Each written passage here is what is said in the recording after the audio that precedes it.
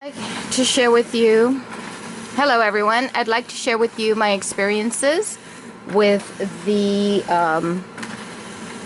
non-branded version of toner for my HP Color Laser Jet Pro MFP M47 FNW.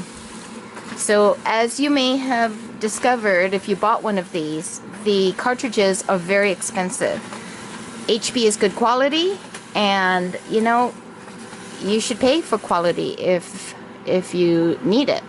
But for some of us who work in a practically non-profit environment, we find that we have a need to create some balance, and my particular quote-unquote business requires that I do a lot of distribution of flyers. So I have come to my decision on how I manage this printing need using my M47 FNW, and I want to share it with you because I know there's a bunch of you that have a need to print.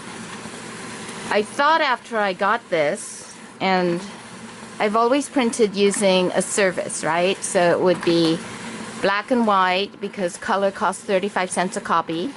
So I would do black and white, and I would do maybe 5,000, maybe as many as 10,000 flyers. But that's pretty expensive when you don't have a huge budget to work with, and I don't. So what I ended up doing was trying out printing with the color cartridges. You know, you can get the color cartridges at about $22 each color. And if you run out of any specific color, then you can just, the printer does work without that color. So what happens is, in some of these, in the inkjets, I think if you run out of a color, you can't print, right? So like when I run out of magenta, my printer won't work in the other room. But this one, it still goes. You just say, no, I don't care, right? So I tried color, but honestly, managing the color is very difficult. So I've decided that I'm going to all just black, and I try to create my imagery so that it has as little black as possible. And so I'm just trying to reduce cost per page right here. So what I've found right now, my prints are coming out pretty clean. There are no problems with them the way they are. Usually when I start a cartridge, I will usually get some streaking and smearing, and that's really awkward. So I don't have a new cartridge. I've decided that I'm going to buy one 410X, and then when it's done, and that's my run, however many I get out of them.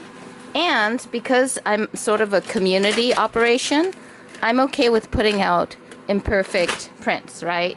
Which some of you would be like, oh, about some of the ones I've created. I do have my limits. Some are faded, some have like smearing on the edge, but you know, I just can't afford to throw things away. Although I still have had to on some of them. So here we go. At the beginning, there's some streaking. You might have to turn it off and on to get some cleaner, you know, clean cycles. And that's kind of what I've done. I don't have any experience because I haven't kept count of exactly how many prints I get, and I'm going to work on that for you. But I just wanted to let you know because I did have some people who asked about the prints and whether they were good quality. So here you can see it's pretty clean. But that's my message for you today. We'll work on getting you some more feedback. I've had problems that I've had include streaking of the print near the top, moving of the whole image down a bit so that these parts got cut off, and you'd be horrified to know that I actually used those, but I did, and it would leave like a dark spot here, and so then when that happens, I turn it off and on to try to get it to recalibrate. And I don't know, I think that sort of works. I don't know if it works all the time because it goes off again. But now that I'm fairly well into this particular cartridge, it's looking okay. If it goes off, I will share that with you. And then my whole system, I know it's very organic, is when the cartridge is done, my run is done. And then that's it. So I know what my cost is. One cartridge, which is about $40-something in 410X black, and then the cost of paper, which could range from about $30 to $40, depending upon how many prints I get. There you go.